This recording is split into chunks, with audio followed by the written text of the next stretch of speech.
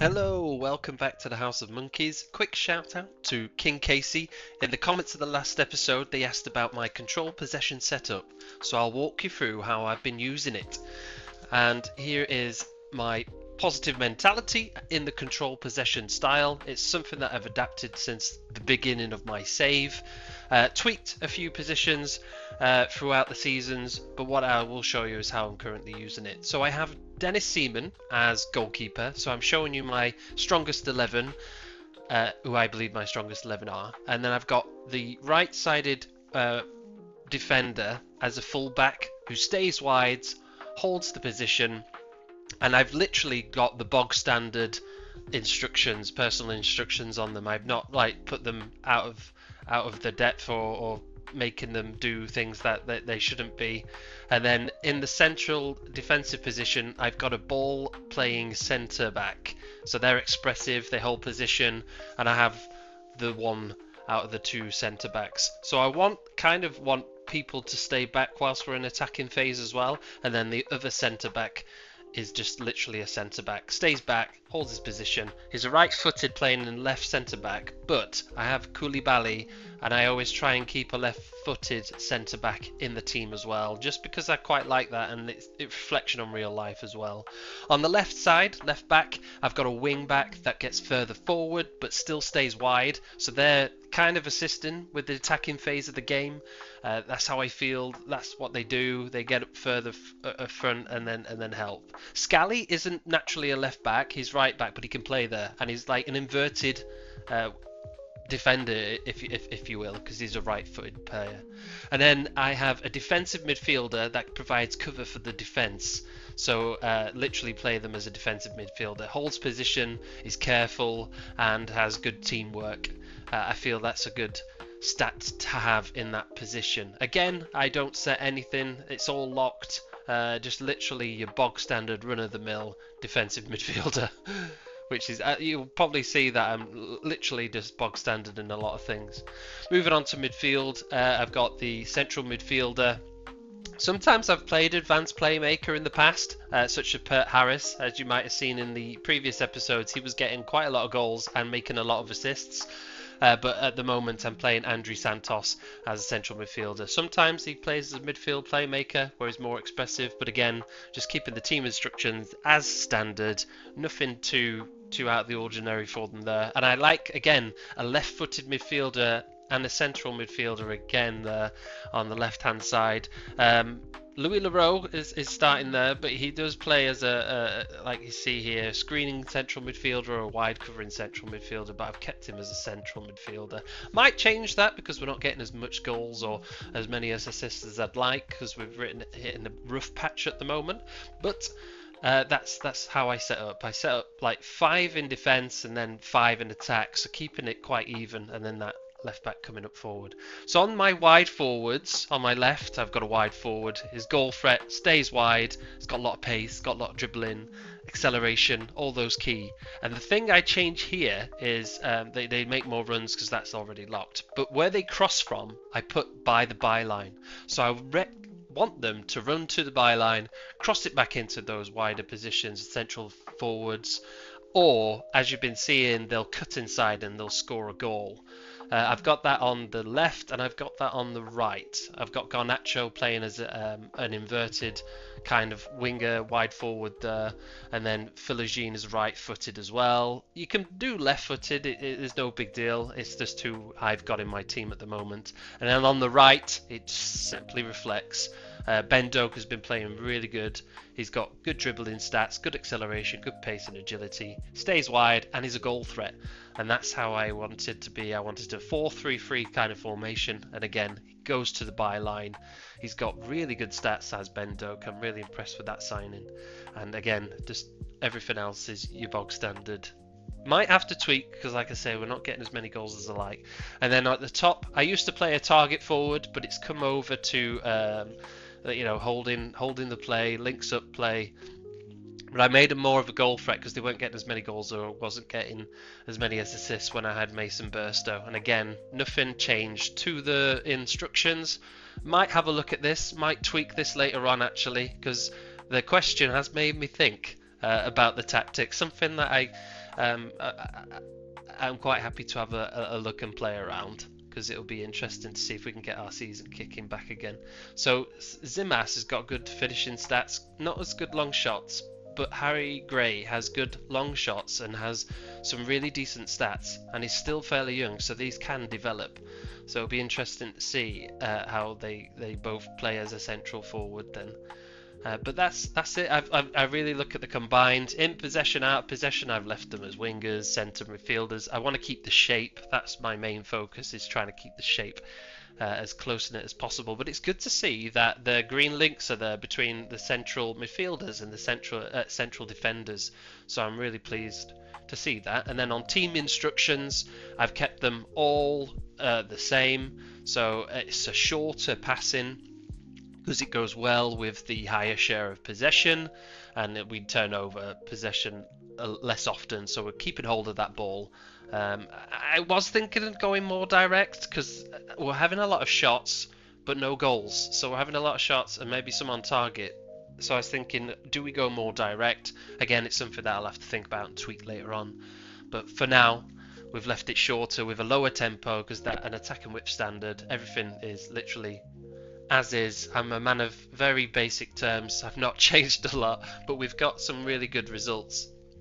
We're doing good in our performance, and we're performing better than average in the data hub. So yeah, things to improve on, certainly. And then at the moment, a gegenpress, vertical tiki-taka, and a wing play are being advised by my assistant manager Gary McAllister.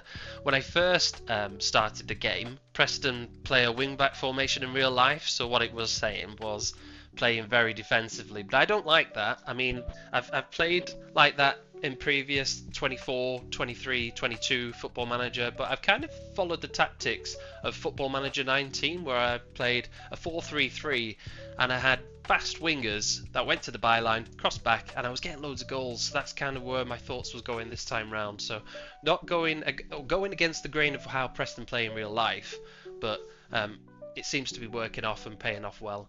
And already I can see a bit of a glitch.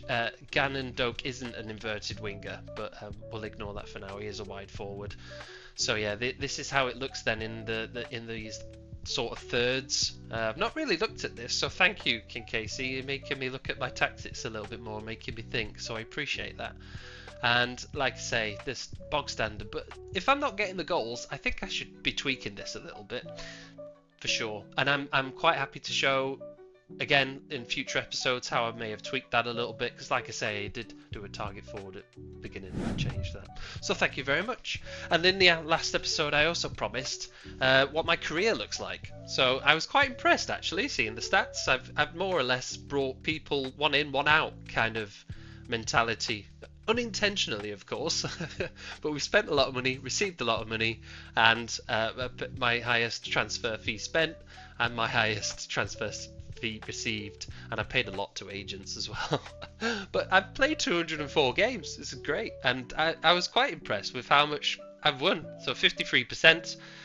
47 games drawn and lost, and we've scored a lot of goals. So I know I'm like, oh yeah, I'm not scoring goals at the moment, but that's quite reassuring to see that I've scored a lot of goals over the career with Preston. So I just maybe got to be a bit more stubborn and ride it out and tweak here or there. But the following games coming up are Chelsea, Leeds in the Carabao Cup, Newcastle, Brighton, Everton, and I'll cover West Ham and Southampton as well, because I'll do 2 months in the one episode.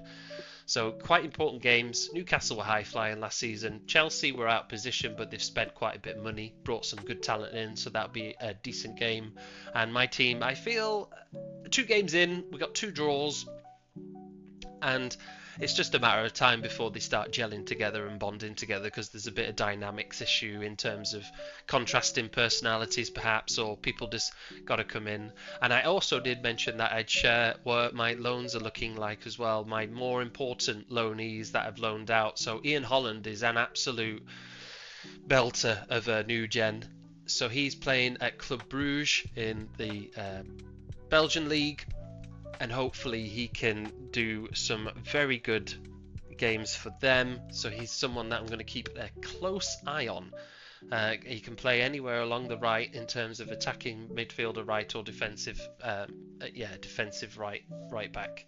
So he is definitely one to watch. Ben Nink is a very good player as well. We'll see how he does. He's had a few stints now in the championships and the different Bundesligas. Osakuma was at Salford last season, is at Sheffield Wednesday. He's got good stats, but I was told by the he's currently lacking the intelligence required at the higher level, so I might have to little eye on him. He's got Premier League potential, but he might be one that we may sell off, get a bit of money coming in for. I'm unsure. I'm unsure how to look into that. Lacks the intelligence, because I do feel that hinders the game a bit for them. And then Mohamed, who's done a good stint, had his third season now, so he got promoted from MK Dons last season, and he's playing with Reading, potentially Premier League standard. He's got problems with injuries, so we'll have to monitor that, but he's a fairly consistent performer, and he's playing a blinder again for the second season running. He's another one that we should watch, and he's made a step up into League One this season and already playing a few games, which is great. This is good experience for these younger talents that I'll probably need if we're challenging for Europe positions, because I'll need the homegrown talent in the squad. James is not playing as often as we'd like, so I'll have to sort that one out. Astley Wheeler is another decent looking youngster, but again lacks that game intelligence, so what will I do with this one? I'm unsure. We'll have a look, because he's playing international football as well. 19 years of age, did a very good goal scoring season for Fleetwood and got them promoted the season prior, and now he's playing at Sheffield Wednesday, so he's making a big step up into League One, and he's already 1 goal, 1 game into that season. So he's another one to keep a close eye on, I think. Who else? We've had quite a lot of talent actually coming through, and it's quite impressive because I haven't done anything to the junior coaching or the networking, which I made a request to. Dave Bannister, again, he was another player that looked very decent, but he's not having a good time at Stockport, which is a bit of a shame. Hopefully he can turn that around. He had a good spell at Gillingham in League 2 and made the step up to League 1, but Stockport are not playing very well. I think they're around 21st in the league. He needs to do a bit more to be consistent, but another player that we should watch nonetheless. Ray Morris and Tyler Watkins. He's a central midfielder, got good stats, fairly professional, and I think a few teams were making bids for him in the summer, but I turned them down because I want to grow him. I want to see how he turns out, and then maybe have a look to offload him or see if he makes it into the team fairly soon. But yes, that is how my loans are looking.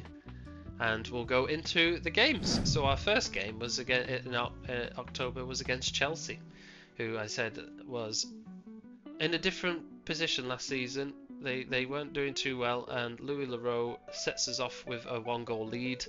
Chelsea have still got a very good squad, so I was quite surprised to see where they finished last season. And then I thought, because they've made good purchases this season, they might kick on a bit. And it was a good game for us, actually. This is one where we'd scored quite a lot of goals. Andrew Santos just tearing them apart. Previous Chelsea player that I got on a free, and he's making them pay for letting him go. A man with an agenda, which is good for me, not so good for Chelsea. And Louis Leroux again being involved in the build-up of the play.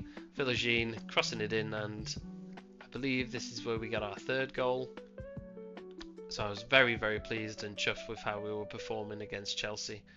Very strong team. They got a lot of money as well. And Doak, again, being involved in some of our goals and build-ups. So he has been a very good purchase on right wing for me. And I'm not even missing Martinez anymore. Martinez who? Yeah. We've got Ben Doak now. And it wasn't to be a clean sheet today for Seaman, which is a bit of a shame. I think Chelsea do pull a consolation goal back, but that's fine. We got the win at the end of the day, and that's the most important thing for us, because we need to build towards them European positions. 7th is what I'm aiming for, and a good cup run in the Carabao Cup and the FA Cup. I know the board have gone against what I was saying, but that's what I've gone for this season. And then probably should come back to the fact that I want to build up the network and the junior recruitment system. So yeah, I made board requests, and hopefully they'll get accepted. Then we had Leeds in the Carabao Cup second round, and they went 1-0 up inside in 10 minutes, which is a bit frustrating, but we did pull a goal back not so long after. I'd rotated the team at this point as well, because I like to rotate and let the kind of B team, as I call it, have a little run around and do ourselves justice in the cups. And they do perform quite well, and I do like how I have a good strong backup as options too, just in case anyone gets injured. And Garnacho was playing because he didn't get to play against Chelsea because he was ineligible, as he's out on loan from them. But that won't soon be a problem once he joins us on a mandatory fee of 14 million. So I'm hoping, fingers crossed, we can revive his career. Like I said, it's a good little purchase, I think. Garnacho on the left. And then Duberry setting up Mayolu. It was checked by VAR, but the goal was allowed. And it went to penalties then, and we won 9-8 on 8-7 I think on penalty, sorry. So I don't want to bore you with all of those, but we are through to the next round. And then Harry Gray got his first goal against high-flying Newcastle from last season. Absolute chuff for him. Absolutely chuffed for him. So that was a 1-0 against Newcastle, which was a very good win because we've been drawing against them in the previous season. Next up was Brighton, and a spectacular goal from Gruder. I think I remember seeing something in the news articles on my game, sorry, not in real life, news articles saying he had a goal drought, and typical, he scores against us and gets his first goal in a long run of games. And I was quite surprised to see an injured goalkeeper, so I'm thinking Brighton are quite desperate to get their better goalkeeper out there into the playing field and against us, so they're literally fighting for a win, because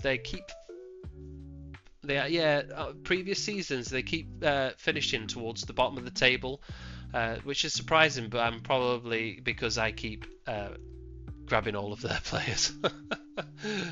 And it was a very shocking turn of events here. So Brighton do go 2-0 up. And Gruder again, I think once he'd had that taste of a first goal, he did get a second. And this is where I was just thinking, this is absolutely typical. Someone that doesn't score goals comes to Preston and starts getting what he needs and starts reviving his season. So this was a very good individual run. Frustrating on a defensive perspective because they're just letting him walk through, and Seaman letting that goal in, and Gruder getting his second goal. So I did conform to defeat here. I thought 63 minutes, there's just nothing in this game for us. But resilience is strong with this team. We do get a draw. We end up coming back 2 goals, which I'm very, very pleased with. It's nice to see the team actually coming back for once, because we've had this happen to us a few times. So it was nice, lovely play. Garnacho getting his first goal. And it was lovely, that. Lovely goal. Top bins. Again, like I say, I hope he has a good season and we can build where he needs to be in terms of reviving his career, because I think then we've got such a good player on the left and the right wing then. And then Ben Doak forever being a thorn in the side of teams, and Scally getting a rare goal from outside the box, and that ended with a 2-2. So this is a start of a flurry of 1-0 defeats, which is making me question, how do we reassess the team? How do we get them scoring? Because the front three have gone quiet in these last games, as you'll see. So Pepe giving Everton their 1-0 win, and this is how we finished for October. Our undefeated run ended at Everton. So we won against Chelsea. All those penalties against Leeds. I couldn't believe how many we had to go through, but it's good. It's hard penalties, but it's good when you win them. The 1-0 win against Newcastle, which is a nice surprise because they are a very good team. And the 2-2 comeback against Brighton. and then the 1-0 loss against Everton. And then I noticed we have a month break for the international games, so I put friendlies in against Standard Liège, which we won 2-0, and then we've also got Cardiff and Olympiacos. It was nice to see a Greek team coming up there, and I like to play teams I've not played before in friendlies. So that's why I've picked Olympiacos. And then we've got West Ham, Southampton, and Norwich again in a cup. I noticed we play Norwich quite often in cups. As you can see here, we've played them in the FA Cup and we played them in the Carabao Cup, and then obviously we had them in the Championship season, and they're a Premier League team as well. So Norwich seem to be a team that we frequently play against and have mixed results with. So that's quite impressive. So with those run of results, we're sitting 7th with two wins, 3 draws, 1 loss. Not scoring as many goals, but not conceding many either. So happy with how that's turning out. And Everton, again, they're just below us with the sort of same. They're not scoring many either, actually. Look, 4 goals, 3 conceded. And it was interesting to see Spurs, West Ham, and Leicester down towards the bottom. Spurs shouldn't really be there, to be fair. But we are in a good position at the end of October, and it's the international breaks, which I have a lot of players selected for. So that is a good sign that we're nurturing talent. We've got talent that's being selected for representing their countries. So I'm very happy with that, and a lot of green average ratings across the board for some of our players as well. And Lulo Bendoke, definitely up there as our top performing person so far with 2 goals, 3 assists. Joe Scally, I upped his contract because he was wanting a new contract, and he's doing a very good job on the left as a left back for us. So I gave in and thought, yeah, why not? Let's keep hold of this player for a little longer because he is a very decent buy, and we only bought him for 6 million. So I think keeping him, I'll be happy. And then the results of my my board requests, which I've never done in this save so far, and I make my first request and one of them gets rejected. But we're back at Deepdale now with a 34,000 all-seater capacity stadium. Absolutely brilliant. So we've left Ewood Park, we're back where we belong. Let's make Deepdale a fortress, and I got above average youth recruitment as well now because I made that request to improve the networking, to bring in better talent. Not that we haven't got talent coming through, but I want better talent if we're to make this a longevity sort of save. So that's how we planned out for September, and then going into October. And I instantly knew when that ball went over the top there was going to be a goal here. I thought Seaman could have done better against West Ham United, who were at the foot of the table if you remember, and they beat us 1-0. As I say, it was a flurry of 1-0 defeats, and another over the top ball, and Seaman's positioning, dear God, that's just atrocious. I absolutely frustrated with how they went. Southampton, newly promoted team, and we lost 1-0 against them as well. So I changed to a wing play formation mentality tactic here, and I just, once Norwich went 1-0 up, I was like, there's nothing I can do that'll fix this. And it wasn't long until we come back on this one. So literally the last 30 seconds of the game, Philogene took matters into his own hands by putting us back in contention for this and making another cup run for us. So pleased with how he plays. Cuts inside his usual trademark self and gives us the 1-1.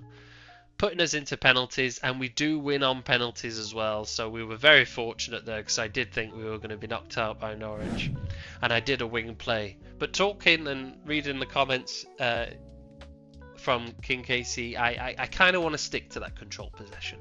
It's done us so good for those 5 seasons. It'd be a shame to just literally rip it up and change it. So I will go into it and I will tweak individual playing instructions, I think, just to get us scoring from the front three, because we've got a good run of games coming up, and we're playing Sheffield Wednesday in the quarter-final of the Carabao Cup. So we've made the quarter-finals now, 3rd time running, so I want to go all the way, I do, but I need to tweak the tactic a little bit because we're sitting in 12th, 8 goals scored, 8 conceded, we're just not scoring. Like I say, they've gone quiet, so I need to get us through this bad patch. Because one goal losses aren't too bad. There's nothing extreme about them. Like I said, I did a wing play, more direct, higher tempo, counter attack. But I don't know. I just like the control possession style myself as well. So I think it's just having a look at how do we get these front three scoring again. Because Doak was on a good run, and then he seems to have gone quiet. Yeah, I'd like to know. Let me know how I could get these guys scoring again, because it's one that I don't really look into, the tactics, but maybe I might just tweak a little, make people shoot, make people pass a bit more, and yeah, I mean the data hub. Look at this. Yeah, it's the goal parts. I mean, we're having lots of shots, having lots of passes, making lots of tackles, having lots of shots at goal. It's just the lack of goals and how we concede. So yeah, this is the first time I'm actually using the data hub ever. So this is quite useful. So thank you for making me use this. I appreciate that actually, because it adds another immersion level to the game, I suppose. And then look at that, some defenders are playing really well. All back three defenders and Ben Doak. So that's not surprising to see Ben Doak in those positions and scoring our goals. So that's quite actually something that I might look into more actually, this data hub. That's quite impressive. So if there's anything else you want me to show or go over, just let me know in the comments. Appreciate all of your help and support. So thank you for watching. See you next time. Stay cheeky.